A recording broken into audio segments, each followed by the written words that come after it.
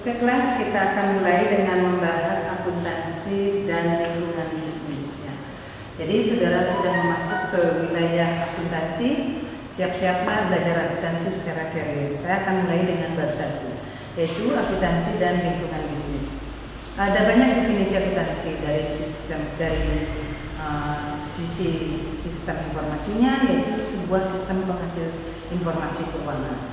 Ada juga dari sudut pemakai, yaitu sesuatu yang menyediakan informasi. Tapi kita di sini di pengajaran ini lebih melihat akuntansi dari sisi proses, yaitu proses pencatatan, penggolongan, peringkasan, pelaporan dan penganalisaan data keuangan suatu entitas. Jadi hanya data keuangan itu yang akan dikelola dalam sistem akuntansi. Nah ya, jadi ada proses di dalamnya. Nah ini ya, bab 1 tentang akuntansi dan lingkungan bisnis. Selama 1 semester kita akan belajar bagaimana menyusun sebuah laporan keuangan entitas bisnis, baik yang dari paling sederhana maupun yang sudah ke menengah. Jadi di sini dari sisi proses kita akan melihat beberapa tahapan dari proses akuntansi. Di sini ada input, ada proses, ada output. Inputnya apa? Bukti transaksi. Ada proses, ada jurnal dan buku besar. Ada output berupa laporan keuangan. Apa saja? Laba rugi, neraca, laporan perubahan posisi keuangan, dan laporan arus kas. Nah, di semester 1 ini kita fokus mempelajari 2 komponen laporan keuangan, yaitu laba rugi dan neraca. Bukti transaksi ini bisa berupa invoice, faktur, bisa berupa kwitansi, list dan sebagainya. Jadi ada banyak contoh bukti transaksi. Nanti dia diproses ya di dalam jurnal. Nah, inilah pemahaman jurnal di sini yang paling penting selama saudara ada di ilmu akuntansi, belajar ilmu akuntansi. Lalu masuknya ke buku besar, dia otomatis perlu nanti kita akan perkenalkan bagaimana membentuk buku besar. Lalu dari jurnal dan buku besar ini diklasifikasikan lalu menjadilah laporan keuangan berupa laba rugi, neraca, laporan perubahan posisi keuangan dan laporan arus kas. Gitu ya. Jadi sampai dengan berakhirnya semester 1 ini Anda akan belajar sampai membuat laporan keuangan berupa neraca dan laba rugi baik perusahaan jasa maupun perusahaan dagang. Oke, supaya saudara tidak ini ya merasa sia-sia belajar akuntansi, saya berikan profesi-profesi yang mungkin untuk saudara tempati dengan memilih jurusan akuntansi. Yang pertama, sebagai akuntan intern. Akuntan intern artinya saudara punya gelar SAK, jadi saudara akan bekerja di perusahaan. Jadi bagian accounting perusahaan itu namanya akuntan intern. Kemudian yang kedua, saudara bisa menjadi akuntan publik. Akuntan publik itu artinya saudara mendirikan kantor akuntan publik. Tentunya dengan setelah S1 saudara belajar lagi ikut ujian sertifikasi CPA namanya, Certified Public Accountant. Kemudian ada juga yang ke akuntansi pajak. Ujian lagi setelah S1 saudara untuk mendapatkan gelar BKP, bersertifikasi konsultan pajak. Nah, di sini ada pilar-pilar akuntansi. Pilar-pilar akuntansinya yang pertama adalah etika dalam pelaporan keuangan. Tidak semata-mata sesuatu itu boleh dibuat sekeenak hati kita, tidak bisa. Itu ada pilar-pilar, ada rambu-rambunya yang sudah diatur dalam SAK. Kemudian yang kedua, ada prinsip-prinsip akuntansi yang mengatur. Yang pertama adalah prinsip objektivitas. Bagaimana sebuah bukti transaksi ini dianggap objektif apabila dihasilkan dari sistem yang benar. Sistem yang sehat itu terdiri ada pemisahan fungsi antara fungsi pencatatan, fungsi pelaksanaan, dan fungsi penyimpanan. Itu harus berbeda orangnya, terpisah. Baru dikatakan bukti itu objektif. Kemudian ada juga prinsip entitas. Sebuah entitas dikatakan sangat berarti apabila entitas itu bisa memisahkan dirinya menjadi entitas itu sendiri dan pemilik. Artinya ada pemisahan yang tegas antara miliknya pemilik dengan miliknya perusahaan. Jadi kita di area ini manajemen tidak boleh pemilik turut campur. Itulah yang dinamakan pemisahan entitas. Kemudian ada prinsip keberlangsungan usaha. Prinsip keberlangsungan usaha maksudnya adalah bahwa secara kontinu perusahaan didirikan, berjalan dan terus berjalan sehingga tak ada batas waktu untuk perusahaan itu untuk ditutup. Artinya dia akan hidup terus. Oleh karenanya kita perlu memikirkan beberapa komponen dari aset kita itu memiliki umur yang terbatas. Jadi perlu ada biaya pengusutan, ada amortisasi dan sebagainya, itu yang membutuhkan. Unit moneter yang stabil. Nah, akuntansi bagaimanapun pintarnya kita mengadministrasikan akuntansi, kita tetap tergantung bahwa suatu entitas itu berjalan going concern dan sebagainya sudah tentu diikuti oleh unit moneter yang stabil. Nah, di sini kita akan membahas 3 jenis badan usaha. Yang pertama adalah perorangan. Perorangan itu bisa berupa UD misalnya, bengkel. Kemudian ada persekutuan. Persekutuan itu bisa bentuknya CV, bisa bentuknya firma, bisa bentuknya kongsi. Yang ketiga ada perseroan. Perseroan terbatas ya, PT. Nah, saya jelaskan sedikit tentang hubungan aset dan sumber-sumber aset. Jadi di dalam perusahaan ada aset. Aset itu jenisnya ada kas, misalnya piutang, misalnya perlengkapan. Kemudian ada tanah, ada bangunan, ada kendaraan. Ini adalah aset. Dari manakah didanai aset-aset ini? Sumber pendanaannya ini 2, yaitu kreditur.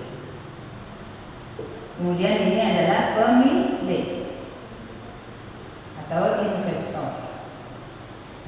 Kedua ini harus kita pertanggungjawabkan. Itu sebabnya di dalam akuntansi kita perlu mempertanggungjawabkan apa yang di aset-aset yang dikelola manajemen, pertanggungjawabannya kepada kreditur dan pemilik atau investor ya. Nah, itu sebabnya kita perlu membuat laporan keuangan karena pemiliknya dan krediturnya tidak satu orang. Mungkin aja ini berbentuk perseroan, jadi ada dimiliki oleh beberapa orang. Nah,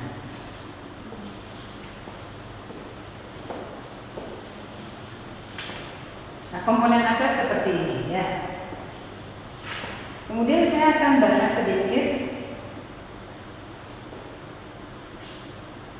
komponen aset. Kemudian kalau ada laba rugi, komponen-komponennya adalah pendapatan.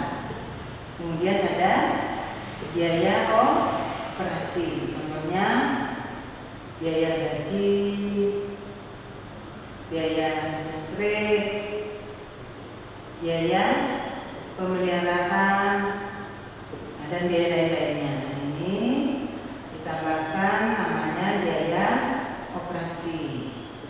Jadi pendapatan kurangi biaya operasi namanya laba operasi. Nah, ini antara laba rugi dengan neraca dia itu punya hubungan yang sistematis ya. Jadi laba rugi dulu dibuat baru bisa membuat neraca.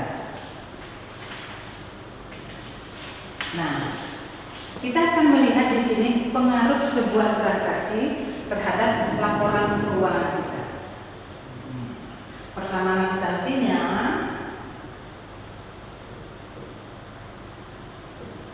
adalah aset sama dengan liabilitas plus ekuitas. Ini liabilitas ini utang atau kewajiban. Ini adalah modal.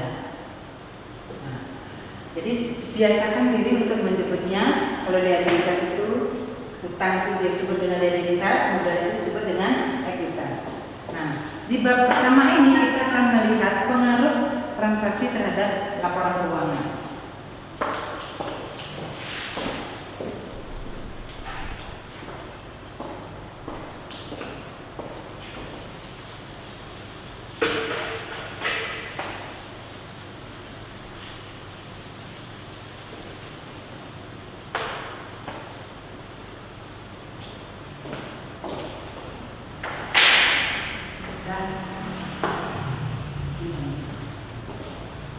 Oke.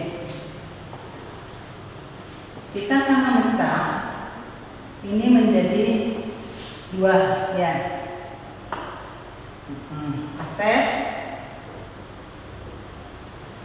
ini transaksi,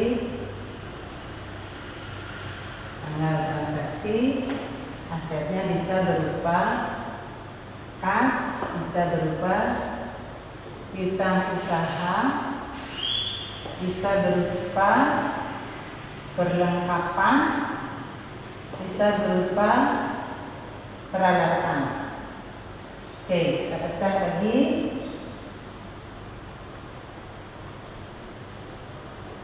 Liabilitas plus ekuitas sesuai persamaannya. Nah, kita pecah dua ini. Ada liabilitas, ada ekuitas. Yang pertama misalnya 1 bulan 9 ada penyerahan modal 100 juta dari pemilik, maka kas bertambah 100 juta. Modal bertambah 100 juta. Nah, kita sudah punya uang. Tanggal 2 bulan 9 kita menggunakan uang kita itu untuk membeli peralatan. Peralatan bertambah 20 juta. Kas berkurang karena kita membelinya secara tunai. Kemudian tanggal 3 kita membeli perlengkapan secara kredit. Perlengkapan kita bertambah seharga 10 juta. Secara kredit berarti hutang kita bertambah 10 juta. Kemudian tanggal 4 kita menerima pendapatan secara tunai. Sudah ada peralatan, sudah ada perlengkapan, kita mulai operasi. Maka ada pendapatan secara tunai. Contohnya 30 juta. Maka penambahan pendapatan berarti akan menambah ekuitas. Ini dulu hari pertama ya. Nah, penambahan pendapatan akan menambah ekuitas. Kemudian tanggal 5 kita membayar utang usaha. Membayar utang berarti uang kas kita berkurang sejumlah 5 juta. Utang kita berkurang, liabilitas berkurang 5 juta. Kemudian tanggal 6 kita membayar gaji. Membayar sewa dulu ya. Sewa dibayar 2 juta. Kas berkurang, modal berkurang. Tanggal 6 membayar sewa. Tanggal 7 membayar gaji 3 juta.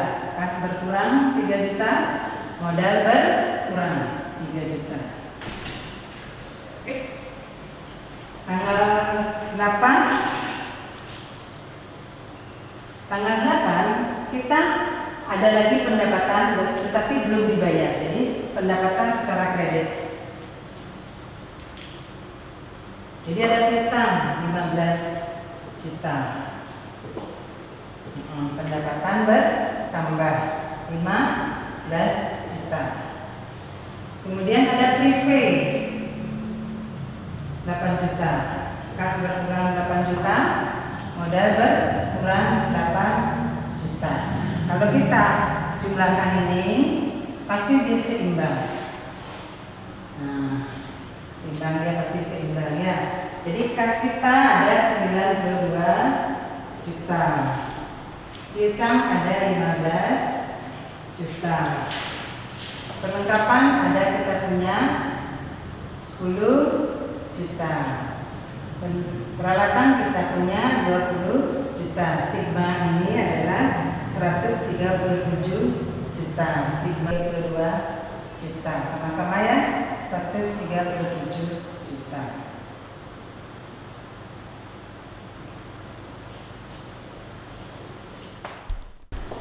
Jadi kita sudah mendapatkan sebuah angka transaksi kita selama 9 hari dari tanggal 1 sampai tanggal 9 September. Kita mendapatkan angka sudah sama, aset jumlahnya 137 dan liabilitas dan ekuitas liabilitas jumlahnya juga 137 juta. Nah, sekarang kita akan membuatnya menjadi laporan keuangan. Oke, laporan keuangan yang bisa dibuat itu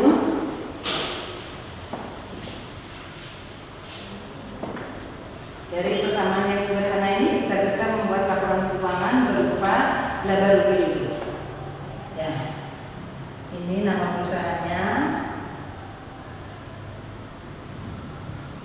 nama laporannya, laporan laba rugi periode. Harus ada periodenya ya, 1 sampai dengan 9 September 2020. Ada pendapatan. Pendapatan itu 2 kali, 30 dan 15. Pendapatan dijumlahkan jadi 45 juta. Ada biaya operasi, yaitu biaya sewa, tadi saya sebutkan 2 juta. Kemudian ada biaya gaji 3 juta, jumlahkan jadi 5 juta. Ini pendapatan kurang biaya masih 40 juta. Ini namanya laba operasi. Kemudian ada laporan perubahan modal. Ini sih tidak dipublish, tapi bisa dibuat, bisa tidak dibuat. Nah, tapi kalau untuk saudara belajar pertama, kita buat saja. Jadi modal awal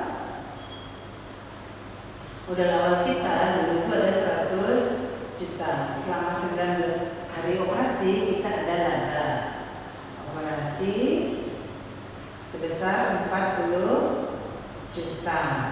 Ditambahkan ada 140 juta. Ada prefay ini akun yang tidak bisa masuk ke laba rugi dan masuk ke neraca. Jadi dia harus masuk ke perubahan modal. Ada ambilan pribadi pengusaha yaitu prefay sejumlah 8 juta. Jadi minus, jadi modal akhirnya masih tersisa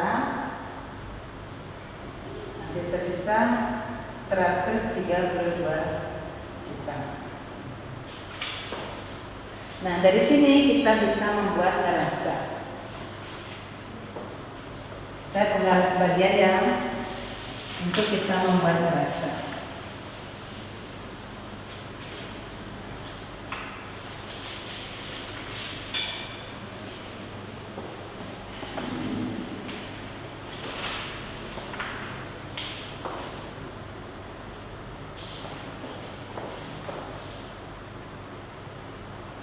Selalu membuat laporan itu nama perusahaan. Kata-kata neraca itu sekarang namanya laporan posisi keuangan. Di bawahnya ada per periodenya ya. Per ya. 9 September 2020. Neraca kita pakai bentuk T-count ya. Di sini ada aset lancar. Apa saja tadi jenisnya? Itu tadi ada kas. Jumlahnya tadi 92 juta. Ada piutang usaha. Ada 15 juta. Kemudian kita punya perlengkapan senilai 10 juta. Jadi jumlah aset lancar 117 juta.